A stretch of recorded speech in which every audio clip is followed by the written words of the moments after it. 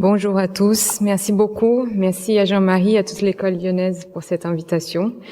Ce matin, je vais vous parler sur l'anatomie et la classification des lésions des rampes.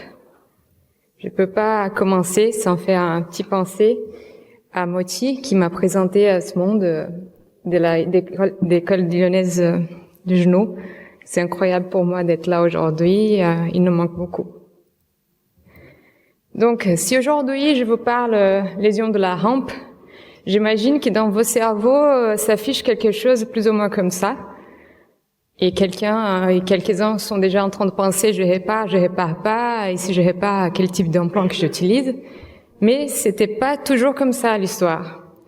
Cette lésion, elle était pas si populaire il y a quelques années. Je me rappelle quand j'étais interne, c'est comme si elle était presque inexistante. Et le fait qu'elle était inexistante, c'est en fait parce qu'elle était cachée. Il fallait la trouver.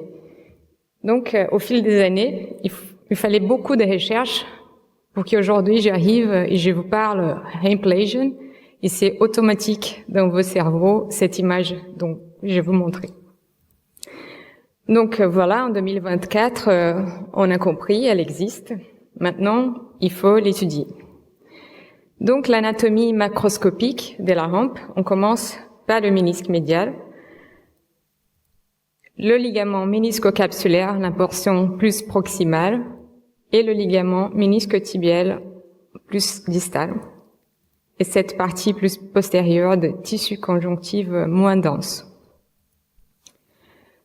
Microscopiquement aussi, Étienne nous a montré avec cette belle étude d'histologie de cette lésion, qui nous montre aussi toute cette partie que j'ai déjà montrée dans les diapos précédents, mais aussi la relation avec le tendon du semi-membraneux, qui va expliquer beaucoup de choses. Cette relation a été déjà étudiée avant. Ils ont étudié un feedback qui part du ménisque médial jusqu'au semi-membraneux, qui va expliquer, c'est que je veux parler du mécanisme de cette lésion. Bien sûr, le plus accepté, c'est le crushing mécanisme. Ça veut dire que le ménisque reste bloqué entre le fémur et le tibia pendant que le tibia part en avant après la lésion de LCA.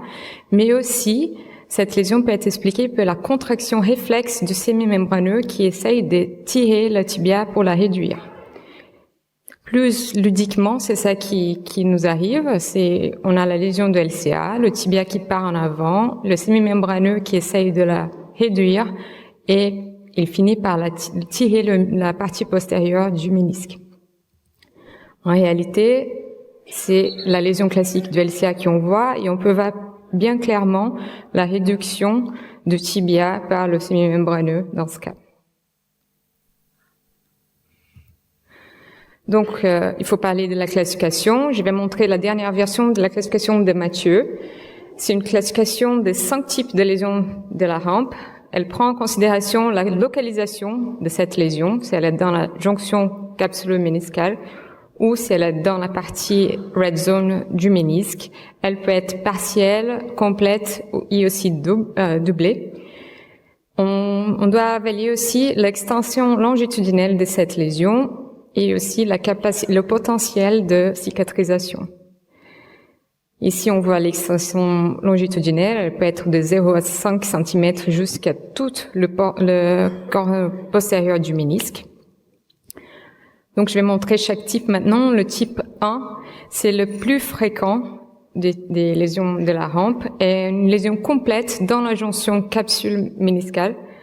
Elle peut être stable, même si on essaye de la tester par intérieur, même si le ligament ménisco-tibial est lésé. Donc, on a besoin d'une palpation pour trouver cette lésion qui est des fois cachée. Et c'est un peu un consensus qu'elle doit être réparée. Le type 2, c'est cette lésion partielle supérieure. Elle est rare, 5% des cas. Elle peut être stable à la palpation et c'est discutable qu'elle peut avoir un potentiel de cicatrisation. Le type 3, c'est le partiel inférieur, c'est la vraie lésion cachée. Elle est normalement instable quand on teste par intérieur et c'est la lésion plus traitée dans les études d'IRM. Il y a un type dans ce type 3 aussi, que c'est la lésion Belt Lesion, que c'est la lésion isolée du ligament ménisque-tibial. Le type 4, c'est la lésion complète dans la zone rouge du ménisque. C'est assez commun, 28% des cas, c'est easy, c'est facile à diagnostiquer et elle est instable. La lésion type 5, c'est la lésion double.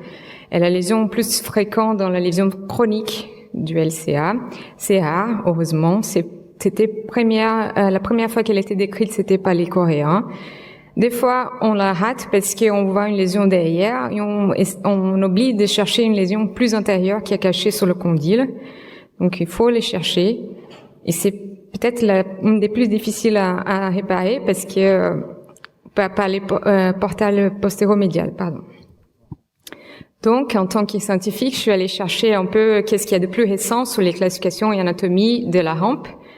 Donc, j'ai trouvé cette proposition publiée cette année sur un possible type 6 des rampes, qui est un mélange entre une lésion combinée de route et rampe. Reste à nous de continuer l'investigation pour évoluer.